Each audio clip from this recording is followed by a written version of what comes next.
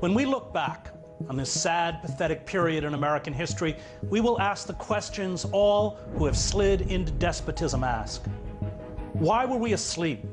Why did we allow this to happen? Why didn't we see it coming? Why didn't we resist? Why did we allow the corporate state to strip away the rights of poor people of color and force them to live in terror in many police states? Why did we permit corporations to deindustrialize our nation and thrust the working class into poverty? Why did we swallow the absurdity of neoliberal ideology that told us the dictates of the marketplace and Wall Street should govern every aspect of our society? Why did the press and the academy stand mute as money replaced the vote and lobbyists authored our laws? Why did they render the poor and the working poor invisible? Chris, as everyone probably knows by now, is a Pulitzer Prize-winning journalist and a senior fellow at the Nation Institute, along with Joe Sacco. He wrote the New York Times bestseller Days of Destruction, Days of Revolt, and he writes a weekly column for Truthdig. Thanks for joining us. Thank you. A piece you wrote called Let's Get This Class War Started, which I guess is a play on Pink's song, is it? Right. Let's get this party started. The quote is, "The inability to grasp the pathology of our oligarchic rulers is one of our gravest faults." What are you talking about? Because we don't understand the pathology of the rich. We've been saturated with cultural images and a kind of cultural deification of wealth and those who have wealth. We are being, they present people of immense wealth as somehow leaders, oracles even. And we need to shatter this self-delusion that somehow if, as Obama says, we work hard enough and study hard enough, we can be one of them. The fact is the people who created the economic mess that we're in were the best educated people in the country. Larry Summers, former president of Harvard, and others. The issue is not education, the issue is greed. And I, unfortunately, had the experience of being shipped off to a private boarding school at the age of 10 as a scholarship student, and I was one of 16 kids on scholarship, and I lived among the super rich, and I watched them. And I think much of my hatred of authority and my repugnance for the ruling elite comes from having been among them for so long. Yeah, people don't understand the elite schools, even at the high school level, right, that the kids get excellent educations, but they learn the whole culture of hundreds or thousands of years of how to rule. Right. And it's a deep, rich understanding of it. Not only that, but they, and George Bush is a perfect example of that. Well, not so much an example of deep, rich understanding. No, but of how, affirmative action for the rich. And I came, certainly on my mother's side of the family, from, lower working class. I mean, one of my uncles lived in a trailer in Maine, and certainly people with no means. And I would juxtapose the world I was in with that world. And it was very clear that it wasn't about intelligence or aptitude. The fact is, if you're poor, you only get one chance. If you're wealthy, like Bush, you get chance after chance after chance after chance. So you're a C student at Andover, and you go to Yale, and you go to Harvard Business School, and you're AWOL from your National Guard unit, and you're a cokehead, and it doesn't really matter. You don't even really have a job till you're 40, and you become president of the United States. So that was what was particularly insidious, how those small, tight, elite, oligarchic circles perpetuated themselves and promoted mediocrity, because many of these people, like Bush, are very mediocre human beings, at the expense of the rest of us. And how with money, they game the system. And of course now we live in an oligarchic state where we've been rendered utterly powerless. And the judiciary, the legislative, the executive branches, all subservient to an oligarchic corporate elite. And the press is owned by an oligarchic corporate elite, which makes sure that any critique of them is never broadcast over the airwaves. The rules that govern, or the accepted rules of the social contract, no longer function. So you work hard, you get a good education, you obey the law, you have the capacity to sustain your community and make it flourish, and you have the capacity to fulfill yourself as an individual. When those contracts are broken, then you are thrust into a state of anomie, what sociologists call diseases of despair.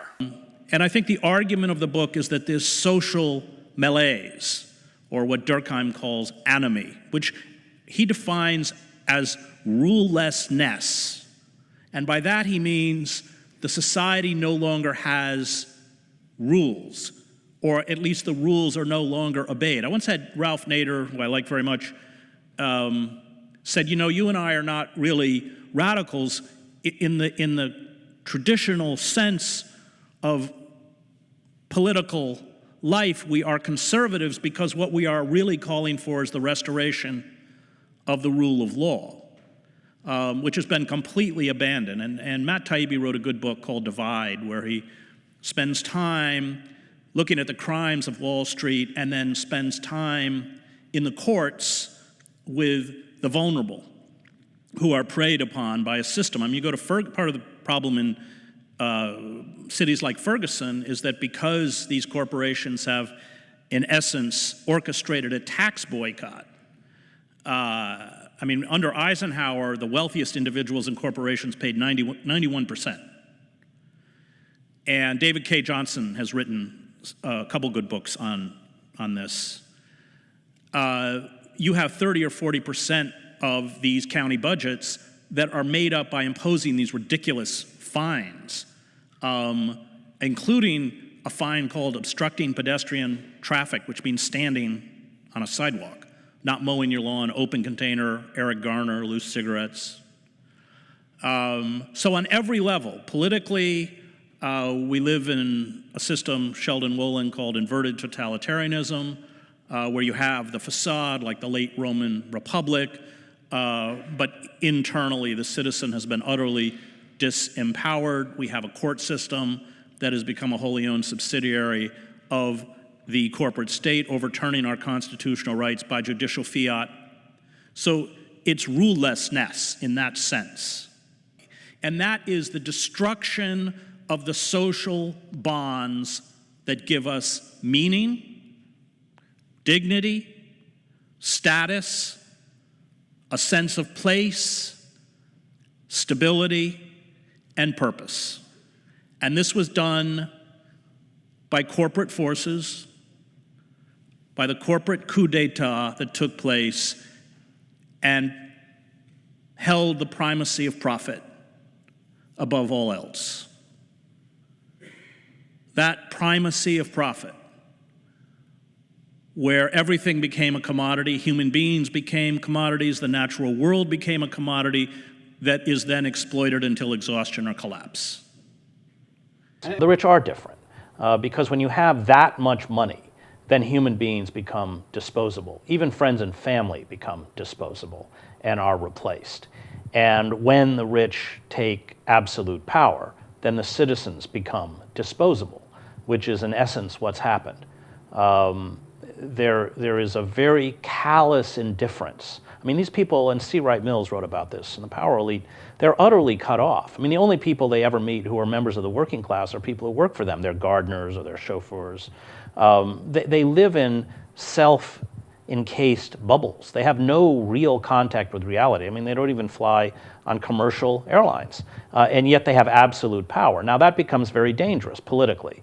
So we have a popular uprising through the Occupy movement where people pour into public spaces to express legitimate grievances. Student debt, the next bubble to go down, $1 trillion in debt, which we now saw, courtesy of our Congress, debt rates will, interest rates will actually go up in a couple of years. I mean, more than if they'd just taken it from a bank. It's insane. And meanwhile, the Federal Reserve is buying $85 billion a month worth of junk bonds and giving money at virtually 0% interest to Goldman Sachs. I mean, it's insane. The failure to address the mortgage and foreclosure crisis, the failure to address the chronic unemployment, underemployment, which I mean, half of the country now lives in poverty, including the working poor, or near poverty. And what is the response? The response is to physically shut down the encampments, suspend unemployment benefits, cut food stamps, close things like Head Start. It's crazy.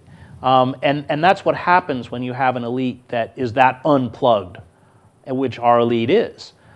So they will push and push and push myopically out of ignorance until something erupts. And that's exactly where we're headed.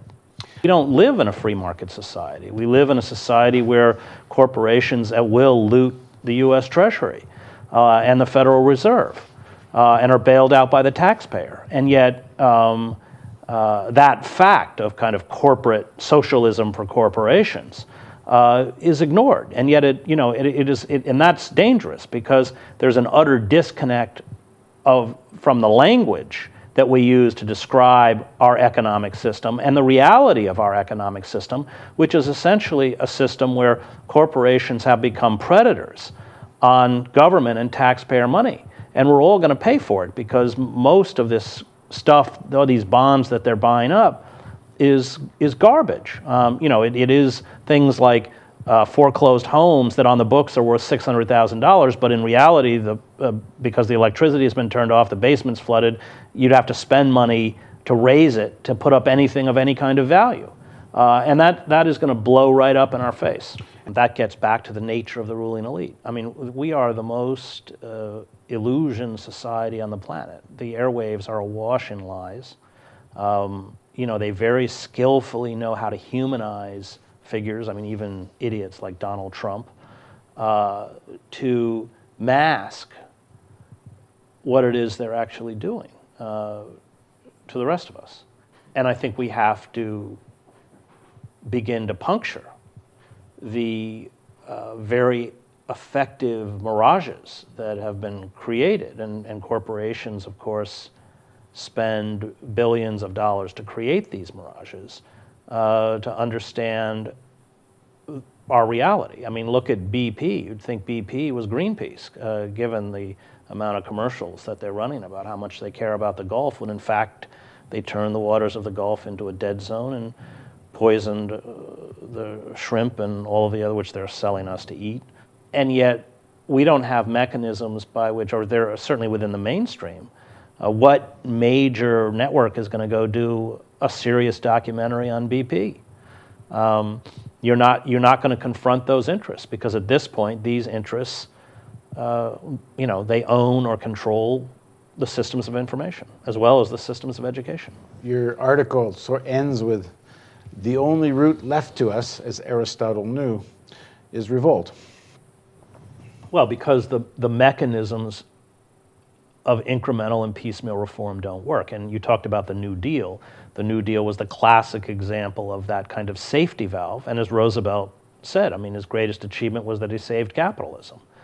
And in the stupidity of the corporate oligarchic elite, they destroyed the liberal class. I mean, we still have a self-identified liberal class, but they no longer do anything to defend the interests of those they claim to represent, whether that's the working class, the middle class, labor, or anyone else. And by destroying that safety valve, by destroying that liberal class, those mechanisms that made piecemeal and incremental reform possible, you no longer can adjust the system.